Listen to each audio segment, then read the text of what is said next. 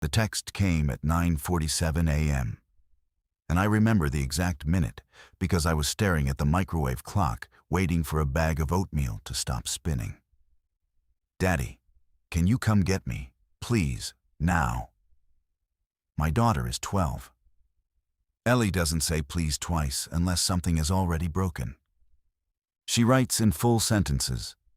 She uses periods the way her mother taught her, careful and even. Because Rachel used to say punctuation was how you told the world you were paying attention. So when I saw 2 periods and a lowercase please, I knew before I knew. I called the school. It rang 11 times.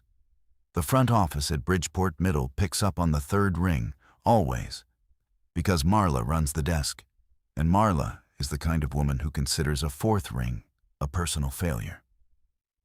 11 rings. Then a click, then nothing. Then the line went dead in that particular way landlines die when someone has yanked the cord out of the wall. I grabbed my keys off the hook by the door. My hands were already sweating. I told myself it was probably a fight, a lockdown drill, a kid with a pocket knife, something manageable, something with a name. I told myself a lot of things in the 8 seconds it took me to get to the truck. My name is Daniel Reyes. I'm 39 years old. I fix HVAC systems for a living, which means I spend most of my day inside other people's attics, listening to their marriages through the vents. I am not a soldier. I am not a hero. I'm a man who once cried in a Costco parking lot because Ellie asked me if her mother would have liked her braces. That morning, I drove exactly the speed limit until I hit Vermont Avenue. And then I stopped driving the speed limit. The radio was on some morning show. 2 men laughing about a woman's tattoo. And then in the middle of a sentence, the audio cut, and a different voice came on. Calmer than it should have been. The way pilots sound right before they tell you the landing gear is stuck. This is an emergency alert.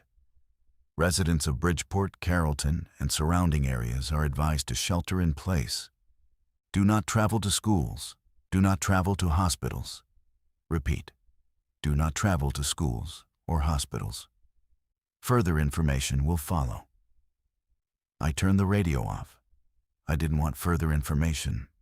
Further information was for people whose daughters weren't already asking to be picked up. At the light on Vermont and 14th, a woman ran across 4 lanes of traffic in her socks. No shoes. She was carrying a toddler under one arm, the way you'd carry a sack of flour. And she wasn't looking at cars, she was looking behind her. The light turned green. Nobody moved. Every driver on that intersection was watching the same thing she was running from. And I realized I couldn't see it yet because it hadn't rounded the corner. Then it did. And I understood the emergency alert. The man came around the pharmacy at a full sprint, which was the first thing wrong, because he was easily 70 years old and moving like a linebacker. The second thing wrong was his jaw. It hung crooked, unhinged the way a broken cabinet door hangs, and dark liquid ran down the front of his shirt in a bib. He caught the woman by the hair at the edge of the crosswalk. I saw her mouth open. I did not hear her scream because my window was up and because some part of my brain refused to let sound in. I laid on the horn. It was the only thing I could think to do. The old man's head snapped up, that unhinged jaw swinging, and he looked at me through my windshield, and I have never in my life been looked at like that. Not angry, not hungry, empty. Like a house with the lights on and nobody home except the wiring. The car behind me started honking too. Then someone screamed in an SUV to my left. Then everyone at the intersection understood at the same time, the way a flock of birds understands. And every vehicle at that light went in a different direction at once. I drove up onto the median. I heard my bumper crack. I did not stop. I was 6 miles from Bridgeport Middle School. 6 miles is nothing. 6 miles is a song and a half on the radio. 6 miles that morning felt like a country. I called Ellie. It rang once and she picked up so fast the phone must have already been in her hand. "Daddy, I'm coming. I'm 10 minutes out. Where are you?" "The library. Miss Hollins locked us in. She's, Daddy, there's something wrong with Coach Bell. He was outside, and then he wasn't outside, and then he was inside, and Miss Hollins pulled me by my backpack and Ellie. Breathe. I need you to breathe for me." I heard her breathe. 4 counts in, 4 counts out. Rachel taught her that when Ellie was 7 and had night terrors. It killed me every time I heard my daughter do it without her mother in the room. How many kids are with you? I don't know. 15, maybe. Some of the 6th graders are crying.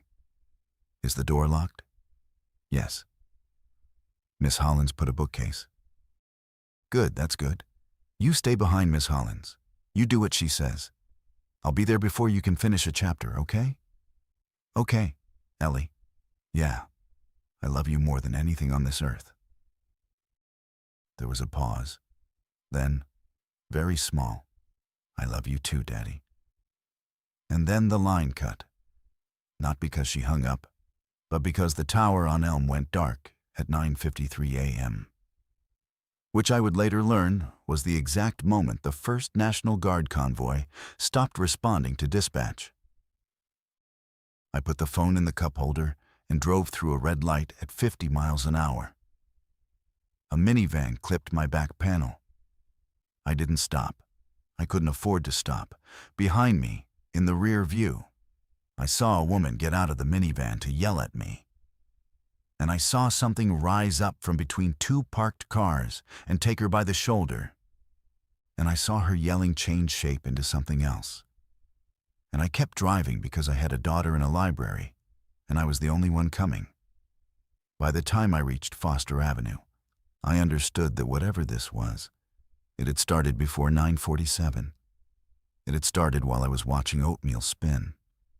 Cars were abandoned in the middle of the road with their doors still open, engines still running. A police cruiser was sideways across 2 lanes with its light bar going and no officer inside. Someone had spray-painted the word "run" on the side of a bus stop, and the paint was still wet enough to be dripping. I took the side streets. Bridgeport Middle sits in a neighborhood of low brick houses and old sycamores, the kind of block where you can hear a kid learning trumpet from 3 doors down. That morning, I heard nothing. No trumpet, no dogs, no lawnmowers. Just the sound of my tires and once, from a house with its front door standing open, a single sustained shriek that cut off in the middle and did not start again. I don't want to describe that shriek. I want to, but I can't. Some sounds don't belong in language. 2 blocks from the school, I saw the first child. He was standing in the middle of Elm Street in a red hoodie, alone, not moving. I slowed down. I was going to call out to him. I had my window halfway down before I saw that the front of his hoodie was black and shining and that his left arm ended at the elbow. He turned his head toward me in a way that necks aren't supposed to turn. And I put the window back up and pressed the gas. And I have not forgiven myself for that. And I never will. There is a version of me that stopped. That version of me is dead now. I understood this at Elm and 9th, and I have carried the understanding every hour since. The school parking lot was chaos. 3 cars had crashed into each other at the drop-off loop. A woman in a Bridgeport Middle sweatshirt was on her knees next to a body that was not moving. And she was not moving either. And I did not look long enough to see which of them was the parent. The front doors of the school were propped open with a fire extinguisher. That was wrong. Those doors are supposed to lock at 8:15. I parked across 2 spaces because there was nobody left to give me a ticket. I got out. I had a tire iron in my hand before I remembered picking it up. The air smelled like copper and gasoline, and faintly, the way a barbecue smells the morning after, when the coals are cold and the grease has set. I ran toward the propped door. Somewhere on the second floor, a fire alarm was going off, weak and stuttering, like it was running out of battery. Somewhere closer, something was chewing. I stepped over the fire extinguisher. I stepped into the school. My daughter was in the library on the north end of the second floor, and I had a tire iron and a phone with no signal and a heart that would not stop trying to climb out of my throat. And I told myself the only thing that mattered was the next hallway, and then the next hallway, and then her. The lobby was empty in the way rooms are empty right after something has left them. Backpacks on the floor, a single sneaker on the welcome mat. The receptionist's chair spun slowly, still spinning, as if Marla had stood up 2 seconds before I walked in. The visitor sign-in tablet was face down and cracked. I called out once, not loud, "Ellie." It came out of me like a cough. I don't know what I expected to answer. I know what I was afraid would answer. Nothing did. I moved along the left wall because the trophy case on the right would show my reflection, and I didn't want to see what my face looked like right now. The hallway toward the stairwell was long, lined with construction paper turkeys the third graders had made for a Thanksgiving that was 3 weeks away and now would not happen. I passed the nurse's office. The door was open.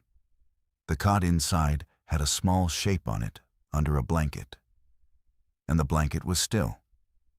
And I did not check because if I checked, I might not keep walking. And if I did not keep walking, my daughter would die in a library. There is a math that opens up inside you in moments like this. It is a cold math. It says, this child is not yours. This child cannot be saved by you today.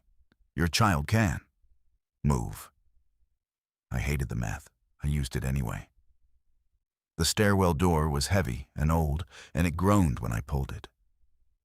I froze with it halfway open, listening. From 2 floors up, footsteps. Not running, not walking. Something in between, uneven, the way a drunk climbs stairs. 2 sets, maybe 3. I let the door close as slowly as I could, and I took the long way. Through the cafeteria, across the servery, up the back stairs the janitors use. Rachel used to volunteer at book fairs here.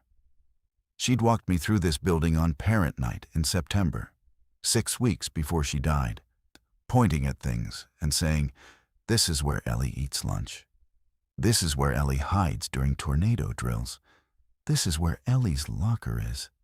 Isn't it funny how she picked one under a window? I had complained about the fluorescent lights giving me a headache. I would give anything, to have that headache back. The back stairs were dark. The emergency lights had kicked on, but 2 of them were out. I climbed with the tire iron raised.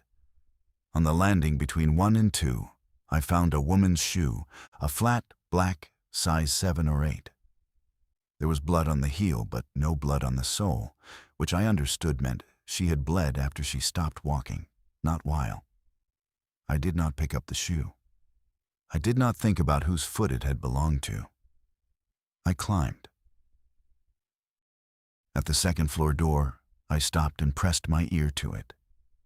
Someone on the other side was crying, quiet and steady, the way you cry when you've been crying for a long time, and your body has given up on being loud about it. A woman's voice, low, was saying the same 3 words over and over. It's okay. It's okay. It's okay. I recognized the voice. Miss Hollins. Ellie's librarian, the one who wore cardigans in colors that had no business existing in nature. The one who mailed my daughter a birthday card every October, even though Ellie was only her student for 40 minutes a week. I knocked twice, then once, then twice again. I don't know why I chose that pattern. I think I wanted it to sound like a person and not a thing.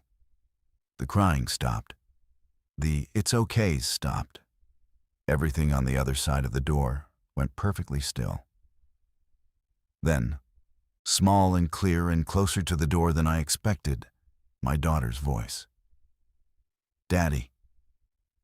Miss Hollins opened the door 6 inches, saw my face, and opened it the rest of the way.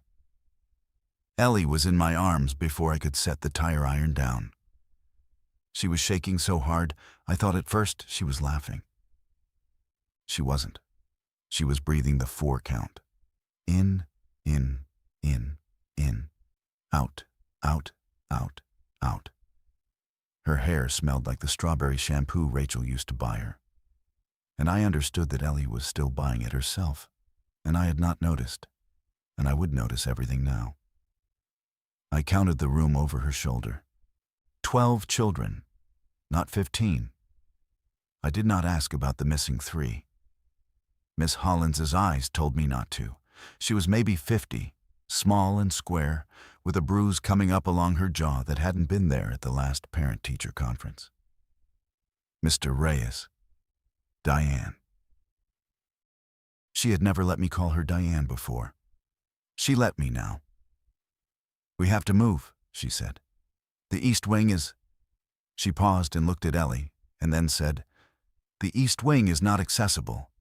Where's the rest of the staff?" She held my eyes for a beat too long. That was the answer. Buses, gone. The drivers left when Coach Bell, when it started. Anyone else coming? She almost laughed. It was the worst sound I heard all day. And I heard a lot of sounds that day. No. Mr. Reyes, I don't believe anyone else is coming. I looked at the children. 12 faces, mostly 6th grade, a few 7th. A boy with a bloody nose who wasn't crying, and should have been. A girl clutching a stuffed narwhal that was too young for her, which meant she'd grabbed it from a younger sibling's backpack, which meant a younger sibling was somewhere in this building or had been. A tall kid I recognized as Marcus, Ellie's lab partner, standing at the back of the group with his hands balled into fists like he was waiting for permission to be useful. "Marcus," I said. He looked up.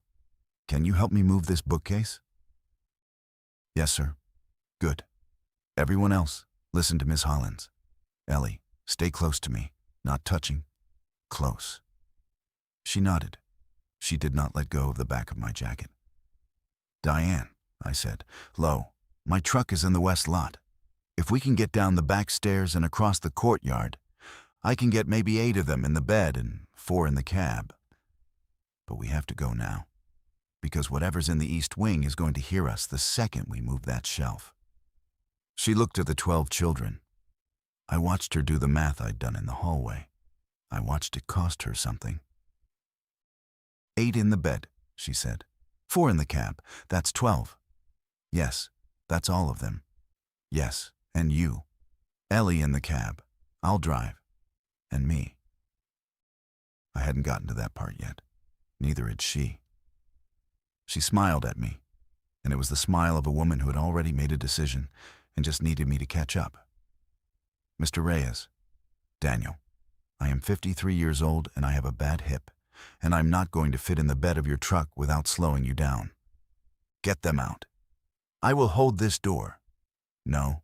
Yes, Diane." She put her hand on my forearm. Her hand was warm. That's the detail I remember. Her hand was warm and steady, and she said, "My sister lives in Ohio, and if you get to a working phone, I would appreciate it if you called her. And her number is 419 and 555-0164. And please tell her I was not afraid." I said her number back to her. I said it 3 times. I have it memorized still. I will have it memorized when I die. Marcus and I moved the bookcase. It was heavier than it looked. Books slid off the top shelf and hit the floor with soft thumps that sounded, in that silence, like gunshots. Every child in the room flinched. Diane didn't. Diane was already at the door with a fire axe I hadn't noticed her holding, and I realized she had been holding it the entire time I'd been in the room, and she had held it low against her leg so the children wouldn't see it. I put my hand on the doorknob. Ellie was behind me. Marcus was behind Ellie. The other 10 children were in a line behind Miss Hollins, holding hands like a kindergarten field trip, which is what she had made them do, without any of them noticing. Left at the hall, I whispered, "Backstairs. Do not stop for anything. Do not look at anything. If someone falls, the person behind them picks them up. If I fall, Marcus, you take Ellie and you keep going." Marcus swallowed. "Yes, sir." Ellie squeezed the back of my jacket. I opened the door. The hallway was empty. That was worse than if it had been full, because empty meant they were somewhere I couldn't see. The fire alarm on this floor had died completely. The only sound was the hum of the vending machine outside the teacher's lounge. And beneath that, from somewhere down the east wing, a wet sound I will not describe. We moved. Diane counted us out in whispers. 1, 2, 3, 4. Ellie was 7. Marcus was 12. I was last through the door, and when I looked back, Diane was pulling it shut. And she smiled at me one more time, and she said, "Thank you for coming for her." And then the door closed, and I heard the axe handle slide into the push bar to jam it. And I did not look back again because looking back was not part of the deal. We made it down the back stairs in 42 seconds. I counted. I counted because counting was the only thing keeping my hands from shaking loose from my wrists. On the first floor landing, the woman's shoe was still there. 2 of the children stepped over it without seeing it. One of them, the girl with the narwhal, stopped and stared.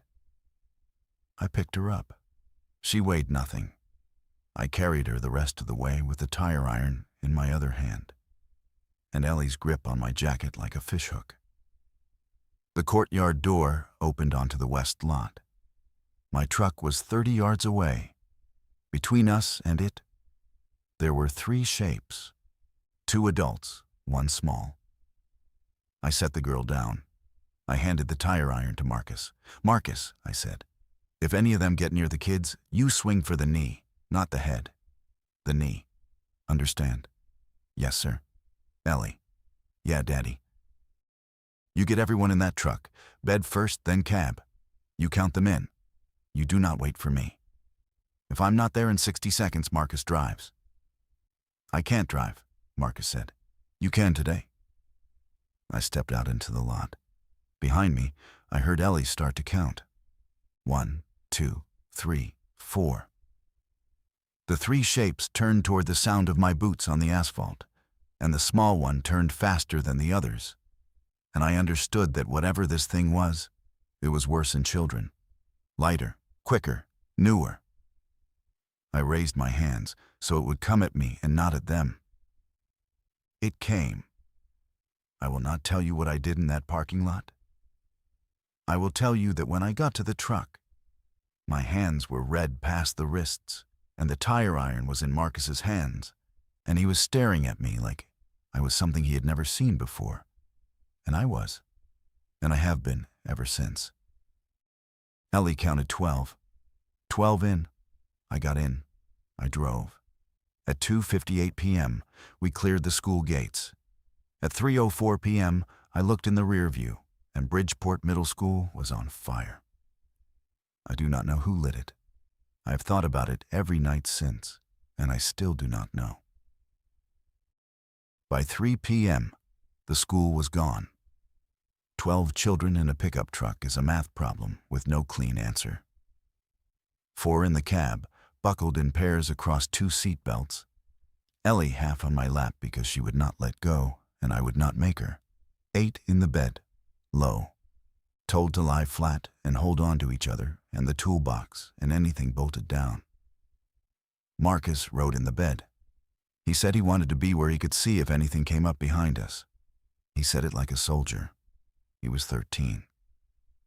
I drove south because south was away from the school, and because Rachel's mother had lived south, in a farmhouse outside Millerton, before her stroke last winter.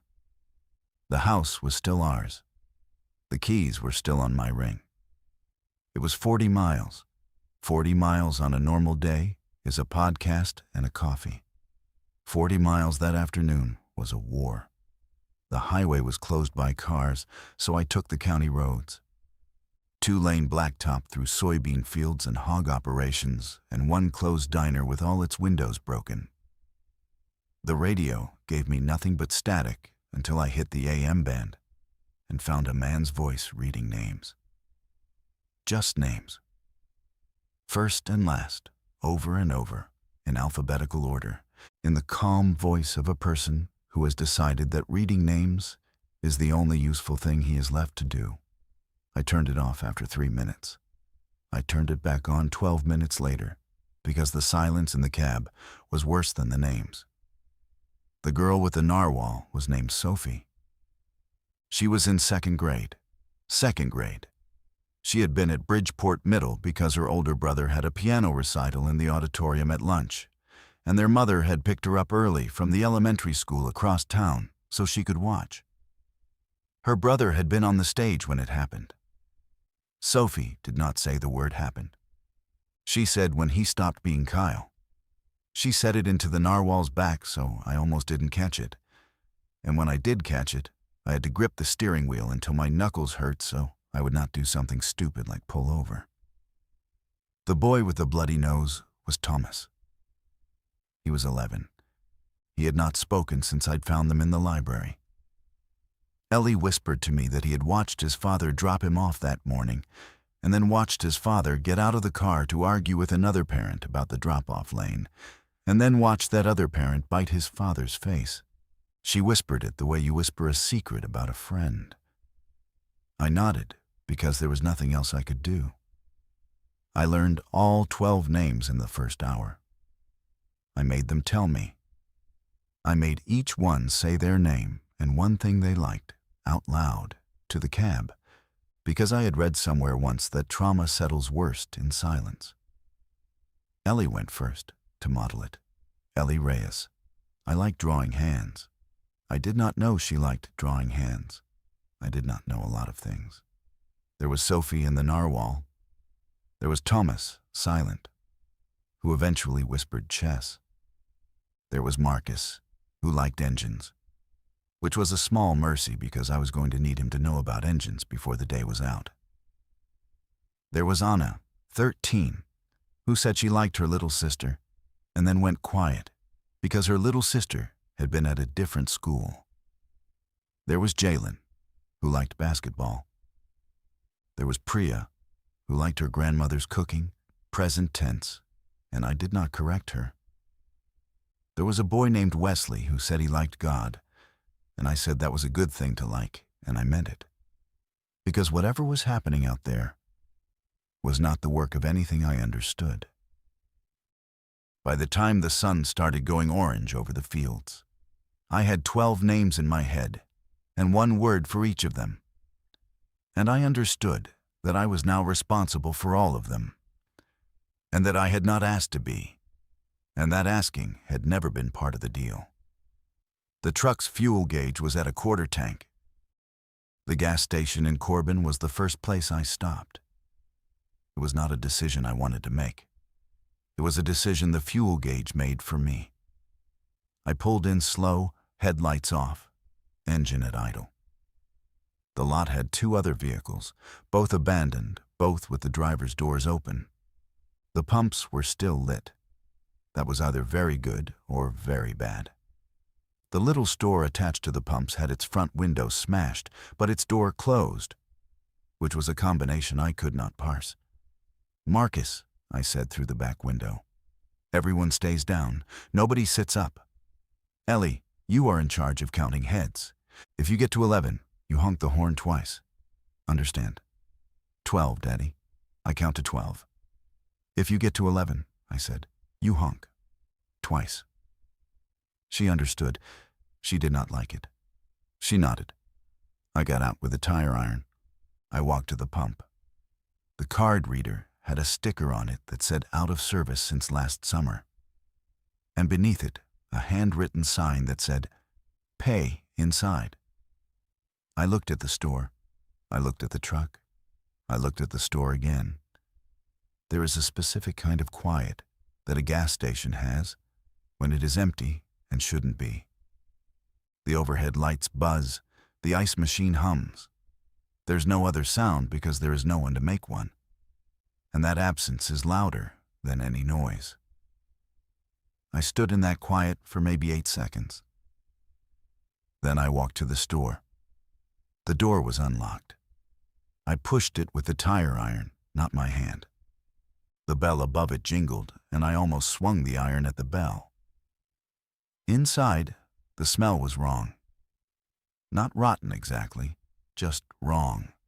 Like a fridge that had been left open a day too long in a house that had also been left too long. Behind the counter, on the floor, there was a man. He was not moving. He was also not what I was afraid he would be. He was just a dead man, 40 maybe, with a rifle across his chest and a note pinned to his shirt. The note said, in shaky ballpoint, "Tell my wife I tried." There was no name on the note. There was no name on his shirt. I have thought about him more than I have any right to. I did not take the rifle. I do not know why. I think because I was afraid of what I would do with it. I took a lighter from the counter, and 3 road maps from the rack, and a can of lighter fluid, and every bottle of water I could carry, and a case of granola bars that had been knocked off a display. And I left $40 on the counter next to the register, even though there was nobody left to ring me up. And even though $40 was not going to matter in 3 days, I flipped the pump switch behind the counter to authorize the pump. I went back outside. I fueled the truck. The pump ran. The pump worked. I was so grateful I nearly cried at a gasoline pump in a town I could not point to on a map. I heard the honk when I was on the last $2 of the tank. 2 honks, sharp. Then a third, longer, which was not part of our code, which meant Ellie was not the one honking anymore. I ran, the tire iron in one hand, the fuel nozzle still hanging from the tank. Marcus was standing up in the bed, pointing, not at the truck, past it, across the road, out of the tree line by the abandoned dairy freeze. 6 shapes were coming at a dead sprint, and one of them was moving faster than the others, and I understood by its size that it had been a teenager before it had stopped being one. I yanked the nozzle out. I climbed in. I did not close the fuel door. I have not closed a fuel door properly since.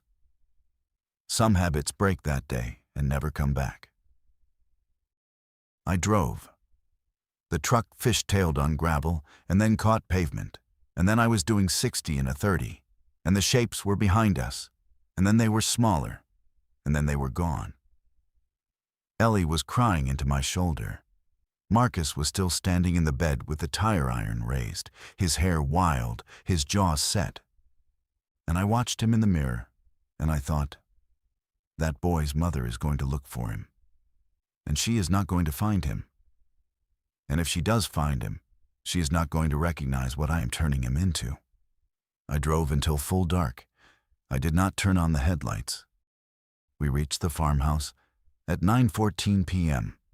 The gravel drive was long and rutted, and I killed the engine at the top of it and coasted the last 200 yards in neutral because sound carries in the country, and I did not know what was listening. The house was dark. That was expected. The house was empty. That was also expected. What was not expected was the truck already parked in front of the porch. I knew that truck. It was a maroon F-150 with a cracked tailgate light and a bumper sticker that said, "If you can read this, I lost my trailer." It was my brother-in-law's, Rachel's brother Cal. Cal, who I had not spoken to in 4 years since the funeral, since he had said things at the funeral I still could not repeat, since he had blamed me for something that had been nobody's fault. and then blamed himself for saying so, and then disappeared into a bottle in a state 2 states over. Cal was here. Cal had come here. I got out of the truck slow. I told the kids to stay. I walked up onto the porch with the tire iron loose at my side because I did not know which Cal was going to open that door. He opened it before I knocked. He looked older than the 4 years he had earned. He was sober, though. I could tell by his eyes. Sober and armed. He had a shotgun angled at the porch boards, not at me, but not at me either. "Danny," he said. "Cal, you brought kids." I brought kids. He looked past me at the truck, at the small heads visible in the cab, at Marcus in the bed with the tire iron still in his hands. How many? 12, plus Ellie, plus me. He was quiet for a long time. The cicadas were loud. I remember thinking, the cicadas don't know. The cicadas are still doing the cicada thing. Then he said, "I've been here since Tuesday. I saw it coming on the news out of Chicago before anybody said the word. I've got the well pump wired to the generator, and I've got the root cellar cleaned out, and I've got food for maybe 2 people for 6 weeks. He paused. Or 14 people for 4 days. I did not say anything. What was there to say? Cal looked at me. He looked at me the way he had looked at me at the funeral. And then he looked at me some other way, some new way. And he said, "Get them inside. We'll figure out the math tomorrow. Tonight we sleep. I got them inside. 12 kids, 1 father, 1 estranged brother-in-law with a shotgun, and a debt he thought he owed. We put the little ones in Rachel's mother's bedroom, 4 to the bed, 3 on the rug with quilts. The older ones took the living room. Ellie slept on my chest on the recliner. She slept for the first time in 11 hours, and she slept hard. And every time she twitched, I put my hand on the back of her head, and she went still again, and I thought about Rachel. And I thought about the librarian. And I thought about the man behind the gas station counter. And I did not sleep at all. Cal sat on the porch with the shotgun across his knees. I could see him through the window. Around 3 a.m., I got up and brought him coffee. He took it without looking at me. We sat for a while. Then he said, "I was wrong at the funeral. I know. I've wanted to say that for 4 years. I know." He drank his coffee. Somewhere out in the corn, something screamed. And it was not a coyote, and it was not a bird, and it was not any animal I could name. Cal did not flinch. "You did good today," he said, "getting them out." "I lost one," I said. "Their librarian." He nodded. "That's not losing one. That's her choice. I don't know how to carry it." "You carry it the same way you carry Rachel," he said. "Badly. But you carry it." I went back inside before he could see my face. Morning came the way mornings shouldn't, with bird song and dew on the porch rail and the illusion, for exactly 9 seconds after waking, that yesterday had been a dream. Then Ellie coughed against my collarbone, and I remembered everything at once, and my chest hurt in a specific way I had last felt in a hospital corridor 4 years ago. Cal had made oatmeal on the wood stove. Enough for the kids, not enough for the adults. He handed me a mug of black coffee instead and said, "Adults eat every other day starting Thursday." I nodded. I did not argue. He had done this math while I was pretending to sleep. The kids ate at the long table in the kitchen, elbow to elbow. It looked, for a moment, like a birthday party or a church potluck. Sophie fed her narwhal a spoonful of oatmeal. Wesley said grace. Nobody laughed at him. Anna pushed her food around and did not eat, and I watched Priya, without a word, slide half of her own portion onto Anna's plate. That kind of thing was going to happen from now on, or nothing was. Cal walked me through the property after breakfast. Rachel's mother had been a careful woman. There was a hand pump on the well as a backup to the electric. There was a root cellar that still had jars in it, most of them from 2 summers ago, still good. There was a shed with a chest freezer that Cal had already emptied and cleaned out. There was a field of soybeans behind the house that were 3 weeks past harvest and would rot but were, in the meantime, food. There was a pond. There were 3 fishing rods.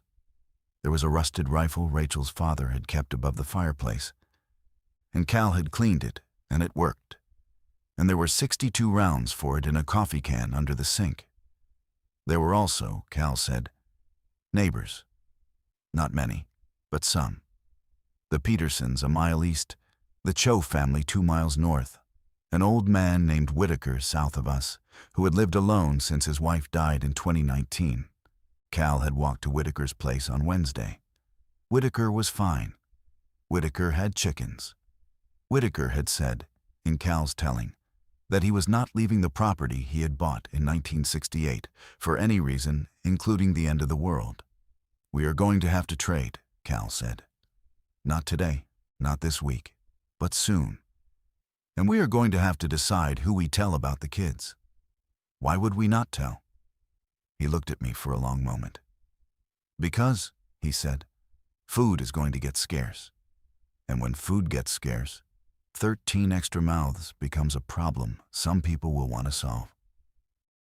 I understood him. I did not want to. I did. That afternoon, the first stranger came up the drive. He was on foot. He was maybe 30, tall, thin, with a backpack and a limp and a hunting knife on his belt. He put his hands up before he was within 50 yards, which was the right thing to do. And he called out, "Hello, the house," which was a phrase I'd only ever heard in old westerns, and which, it turned out, Magtai-Sin real people actually say when they do not want to be shot. Cal met him at the edge of the yard with the rifle. I stood on the porch with the tire iron because I had refused the shotgun, and Cal had not pushed. The kids were inside. I had told them to sit on the floor of the back bedroom and not come to the windows. Ellie had asked why. I had said, because I said so. She had accepted it. She had not accepted anything on the words, because I said so since she was 6. She accepted it now. The stranger's name was Adam. He said he had walked from Corbin. He said his wife was dead. He said he had a daughter, 7 years old, who was hidden in a culvert half a mile down the road, and that he had left her there because he did not want to bring her up to a strange house without knowing if the strange house would shoot him. I looked at Cal. Cal looked at me. Cal said, "Bring her." Adam limped away. He came back 40 minutes later with a girl on his shoulders. She had his eyes and a scab on her chin and a book in her hand, a paperback of Charlotte's Web that was falling apart at the spine. Her name was Iris.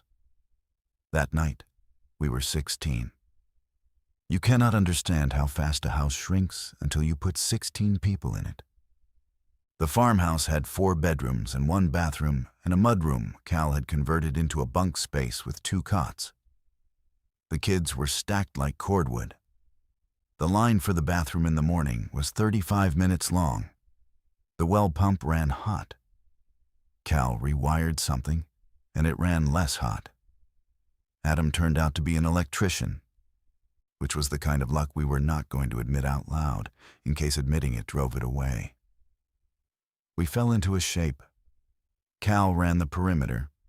Adam ran the wiring and the pump. I ran the kids.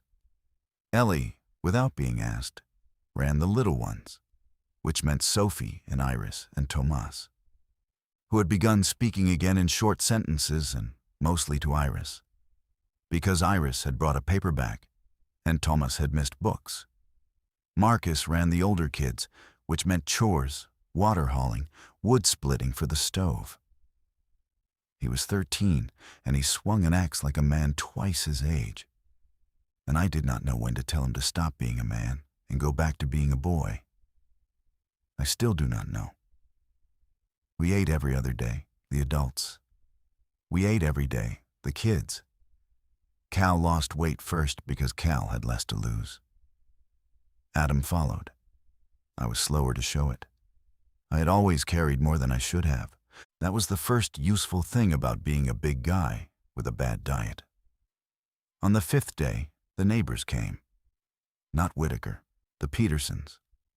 3 of them, husband, wife, adult son, all armed, all polite in the specific way people are polite when they have decided in advance that politeness will not be the deciding factor. They wanted to know how many we were. Cal told them 8. He did not know I was listening from the mudroom window with my hand on Ellie's shoulder and Ellie's hand on Sophie's shoulder and Sophie's hand on Iris's shoulder and Iris's hand on Thomas's. A chain of children in a dark room in a house that had just become a lie. The Petersons said they had a deal for us. They had a dairy operation. They had cows still living. They had milk we could not get anywhere else. They wanted, in exchange, labor. 2 adults, 3 days a week, at their place. Cal said he'd think about it. The husband, a man in his 60s named Ray, said think fast, and they left. That night, Cal and Adam and I sat at the kitchen table with the coffee can of rifle rounds between us like a centerpiece. Adam said, "They know we're lying." Cal said, "They don't know yet, but they will." I said, "We go for the milk. We need it for the little ones." Cal said, "We go for the milk. We owe them. And when we owe them, they get to ask questions." Adam said, "So we don't go." I said, "Iris is losing weight faster than any of them." Adam did not answer that. We went for the milk. I took the first shift because I was the biggest and looked the most like a farmhand. Adam took the second because he was the most useful. Cal stayed with the kids because Cal had the rifle, and Cal had the will to use it, and Cal was the one who, if it came to it, Siri could look 16 kids in the face and decide who ate and who didn't. I could not do that. That is not a boast. It is a confession. The Peterson farm was 2 miles east. I walked it in 40 minutes, most of it through a tree line, because the road was not safe anymore. I saw one infected on the way. It was a woman in a bathrobe, standing perfectly still in the middle of a pasture, facing north. I do not know what she was facing north for. I gave her a wide berth. She did not turn her head. The Petersons put me to work in the milking parlor. It was hot, and it smelled, and the cows were nervous because their normal humans were gone, and they had strangers now. And cows notice these things more than you'd expect. Ray Peterson watched me work for the first hour. Then he came over and stood beside me and said, "Quiet. You got kids up there, don't you?" I did not look at him. I said, "No." He said, "Son, my son heard them singing from the road 3 nights ago." I looked at him. He was not smiling. He was not angry. He was just tired, the way we were all tired, the tired that goes deeper than sleep. He said, "We're not going to hurt them. But you're going to have to trust us, or you're going to have to move them.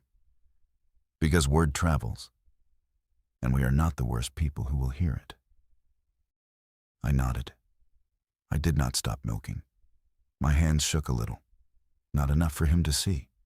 I hoped. I walked home with 2 jugs of milk and a piece of information I did not want, and a decision I was going to have to make, and the specific certainty that whatever peace the farmhouse had held for 5 days was already over and had been over before I walked into that barn. Whitaker came up the drive on the 7th day. He was 81 years old, thin as a fence post, and he carried a shotgun that looked older than he did. He had walked the 2 miles from his place with a burlap sack on his shoulder and a limp in his left leg and a look in his eyes that suggested he had done harder walks in worse weather. He sat on the porch with Cal and me, and he opened the burlap sack. Inside were 4 dressed chickens, plucked and cleaned, and a jar of pickled beets, and a hand-drawn map.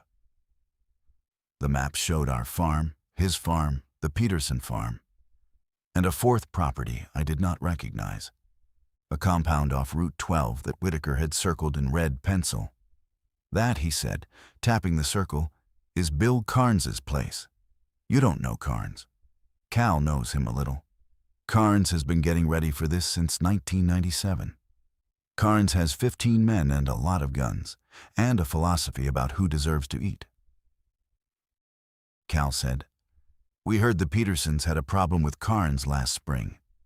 Whitaker said, "The Petersons had a problem with Carnes last spring because the Petersons refused to sell him a heifer. Carnes has not forgotten." I said, "Why are you telling us?" He looked at me a long time. His eyes were pale blue, watery, and they did not blink often enough. He said, "Because I heard you have children up here, 15 of them, and I have been alone in that house since April of 2019, and I have decided that I am not willing to be a person who knew about children and did nothing." I looked at Cal. Cal looked at Whitaker. Whitaker looked at his hands. Cal said, 16. Whitaker said, 16 then. Cal said, "What do you want?"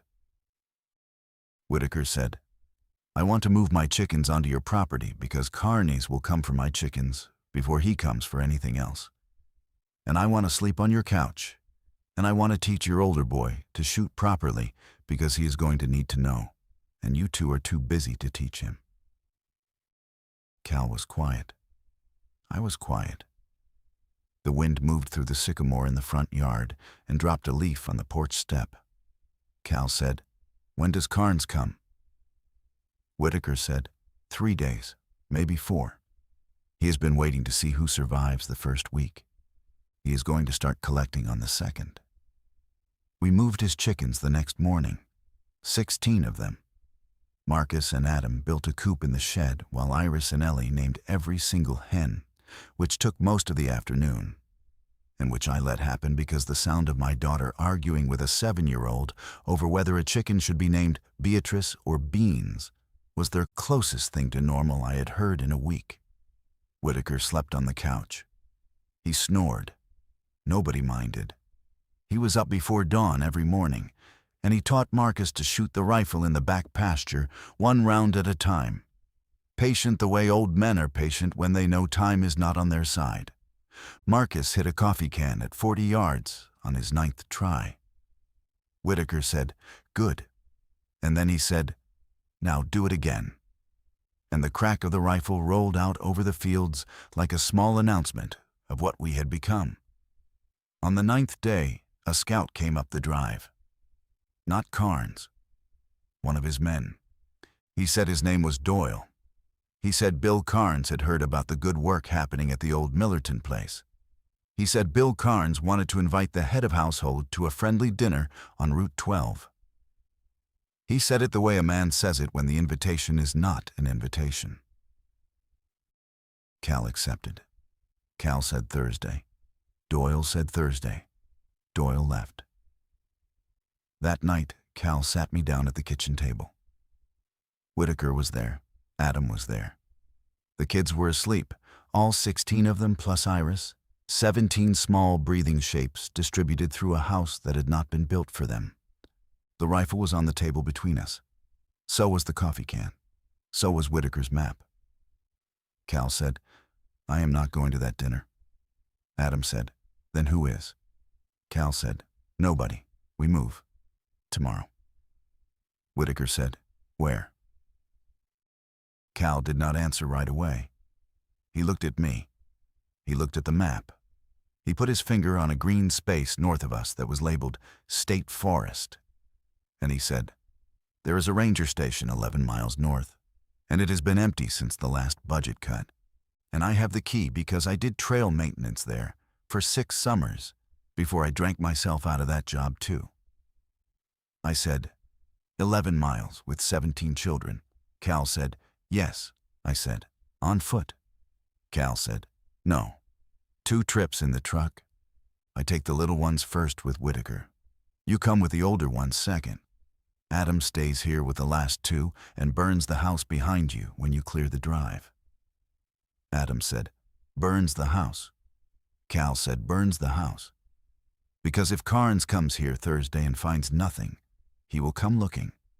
If he comes here Thursday and finds a fire and a story, he will come looking less hard. I did not argue. I wanted to argue. I did not. We packed that night. Every jar from the cellar, every chicken in a crate, every quilt from every bed, every book Iris and Thomas and Ellie could carry, because I had learned in 9 days that the books were as necessary as the food, that a child without a story is a child who breaks faster. At 4 a.m., Cal drove the first load north. At 6 a.m., I loaded the second. At 6:47 a.m., Adam struck the match. I did not look back at the farmhouse. I had looked back once already at a school, and once was enough for one lifetime. The ranger station sat at the end of a fire road nobody had graded in 3 seasons. The truck bottomed out twice on the way in.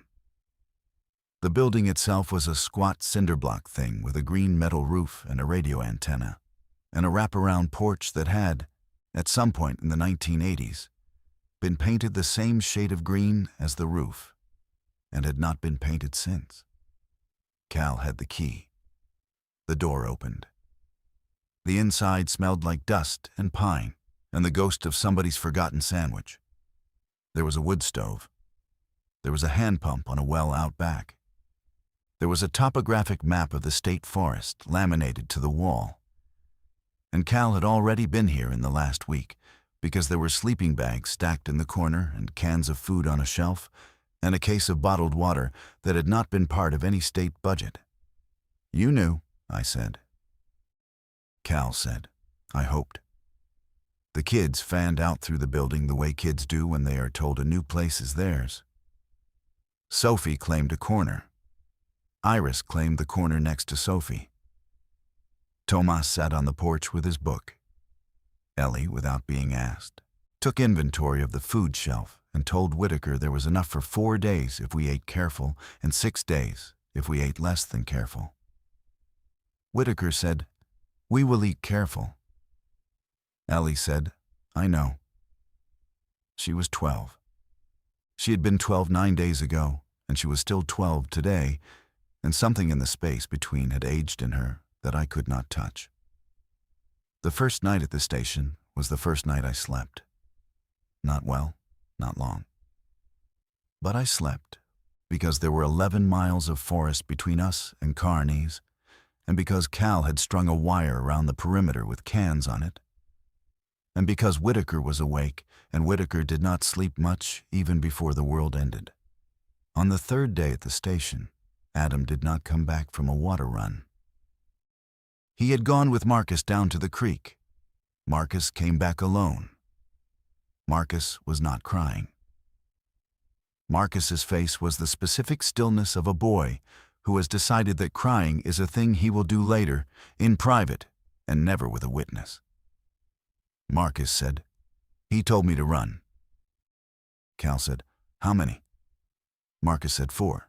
Not the sick ones. Men. Cal said, did they follow you? Marcus said, no. Mr. Adam, he made noise, on purpose, so they wouldn't. I put my hand on the back of Marcus's neck. He was shaking now, just a little, just enough. I said, you did what he told you. Marcus said, I left him. I said, you did what he told you. That's not leaving. That's listening. There is a difference, and you are going to have to learn it, because you are going to be told to run again in your life. And you are going to have to do it. And you are going to have to know it is not the same as leaving. He nodded. He did not believe me. He would in time, or he wouldn't. Either way, it was the right thing to say. Iris did not ask about her father for 2 hours.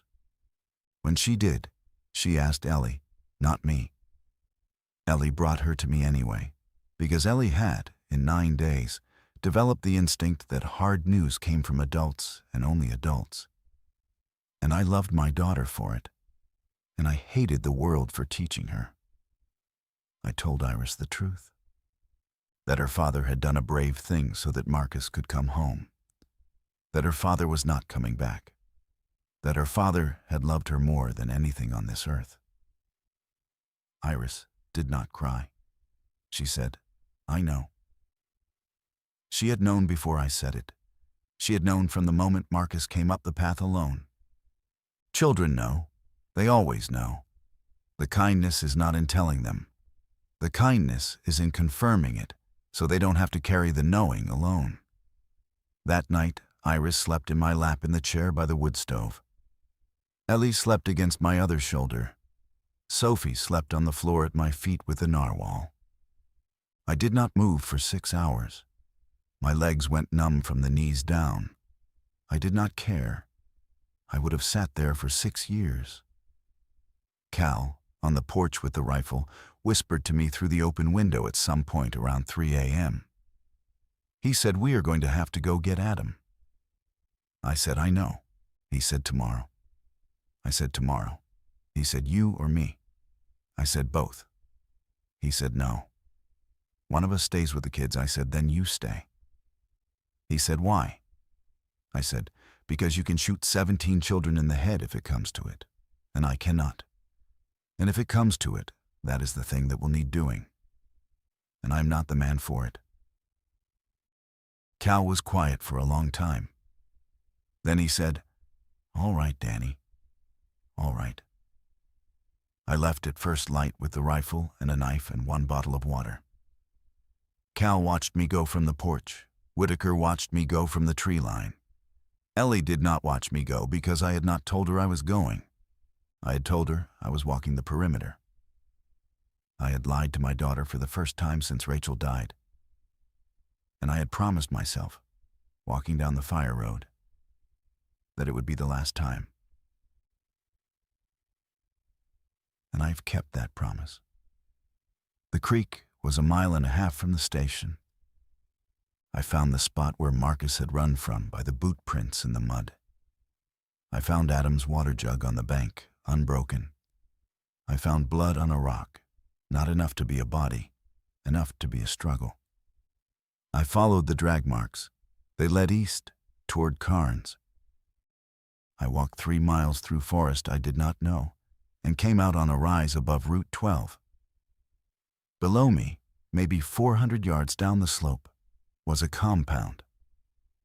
Not the compound Whitaker had drawn on the map. A satellite compound, smaller, a double wide and 2 outbuildings and a fenced yard, and in the yard, tied to a post, was Adam. He was alive. He was sitting up. His face was bad, but his chest was moving. There were 2 men on the porch of the double wide. There was a 3rd man walking the perimeter with a rifle. There was a 4th man inside, I assumed, because Marcus had said 4. I lay in the pine needles for a long time. I watched. I counted rotations. I counted breaths. I counted the number of times I could have taken any one of them from 400 yards with a rifle in my hands. And every time the answer was the same, which was 1, and 1 was not enough. I thought about leaving him.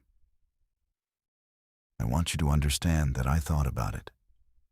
I want you to understand that I did the math. The same cold math I had done in the school hallway. And the math said, Adam is 1 man, and you have 17 children. And Adam has already given you a daughter to raise. And Adam would understand. The math was correct. The math is often correct. That does not make the math the answer. I crawled back down the ridge. I walked the 3 miles back through the forest. I got to the station at dusk.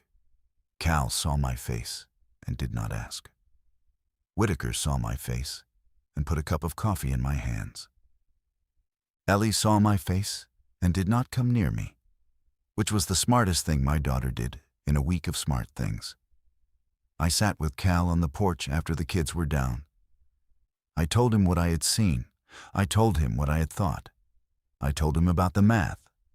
Cal said, "So what are we going to do?" I said, we are going to go get him tomorrow night. You, me, Whitaker, and Marcus. Cal said, not Marcus. I said, Marcus. Because Marcus needs to know that we went back. Marcus needs to know for the rest of his life that when someone told him to run, the people who loved him ran toward the thing he ran from. If Marcus does not learn that, Marcus will not survive being 13, no matter how long he lives. Cal was quiet a long time. Then he said, all right. Whitaker, from the doorway, where he had been listening because Whitaker was always listening, said, I have 4 sticks of dynamite in the shed at my old place, from the stump work in '94. Still good if we're careful, Cal said. We are not going to be careful. Whitaker said, no, I don't suppose we are. I will not tell you what we did on Route 12 the following night. I will tell you that Adam came home. I will tell you that he came home missing 2 fingers and a piece of his left ear and most of his color.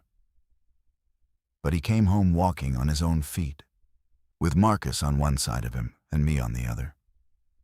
And when Iris saw him coming up the fire road, she made a sound I have never heard a child make, and I hope I never hear again, because it was the sound of a small person who had already accepted a life she was not going to have to live after all. I will tell you that Bill Carnes did not come for us that week, or the week after. I do not know if it is because of what we did on Route 12, or because Carnes decided we were a harder meal than he wanted, or because whatever was happening in the cities was starting to happen to Carnes's people too. I will tell you that we survived the winter.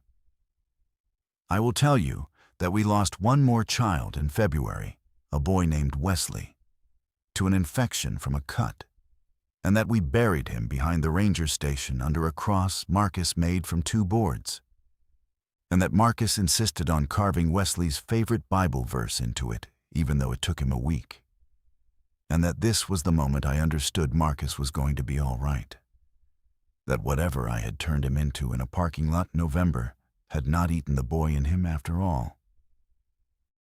I will tell you that we are still here.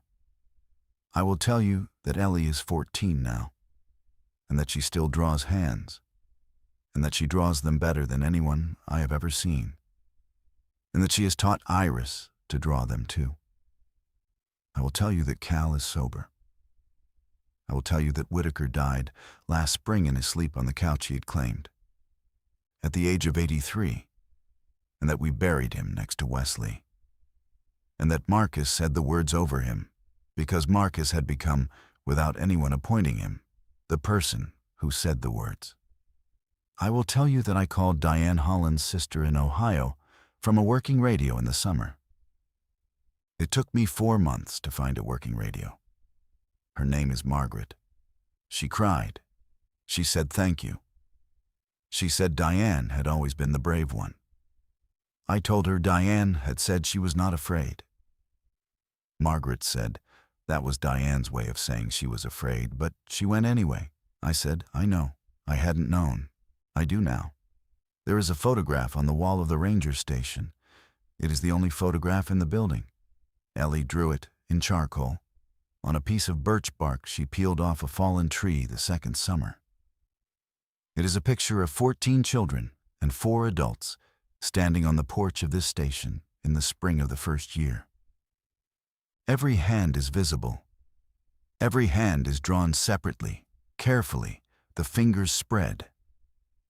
She said, when I asked her why the hands, that hands are how you know somebody was really there.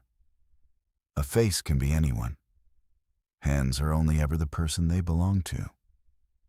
I have thought about that drawing every day for 2 years. I did not save 15 children from Bridgeport Middle School. I saved 12. Diane Hollins saved 3 of those 12. And I saved the rest. And Marcus saved himself. And Adam saved Iris before I ever met her. And Cal saved all of us before we knew we needed saving. The number who lived is not the number I got out. The number who lived is the number of hands on the wall of a ranger station in a state forest that does not appear on any current map. My daughter asked me to pick her up early from school. By 3 p.m., the school was gone. By nightfall, everything I thought I was gone with it. What came home in its place was a smaller, harder, more careful man who learned in one afternoon that love is not a feeling. Love is a math problem you solve wrong on purpose, over and over, until the wrong answer becomes the only life worth living. I would solve it wrong again tomorrow. I would solve it wrong every day of my life. I already am.